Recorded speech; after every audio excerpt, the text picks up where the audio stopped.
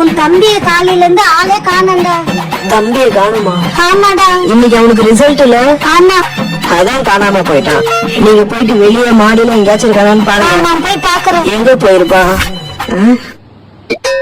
ஏதோ லெட்டர் இருக்கு.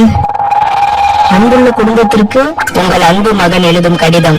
இன்று ரிசல்ட் என்று உங்க எல்லாருக்கும் நல்லாவே தெரியும். ஆனால் என்ன ரிசல்ட் வந்தாலும் நான் ஃபெயிலாதான் போவேன் என்று உங்கள் யாருக்கும் தெரியாது. அதான் உங்கள் கிட்ட அடிபட்டு சாகாமல் ஒரு மாதம் நான் தலைமறைவாயிட்டேன். தலைமறைவாயிட்டியா? என்னை யாரும் தேட வேண்டாம். என்னை நினைச்சு யாரும் வருத்தப்படவும் வேண்டாம்.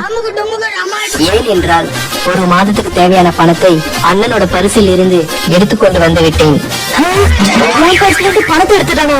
நான் ஒரு மாதம் கழித்து வரும்பொழுது எனக்கு ஒரு தள்ளு வண்டியோ அல்லது ஒரு மீன்பாடி வண்டியோ வாங்கி கொடுத்தால் அதை வைத்து நான் பிழைத்துக் கொள்வேன்.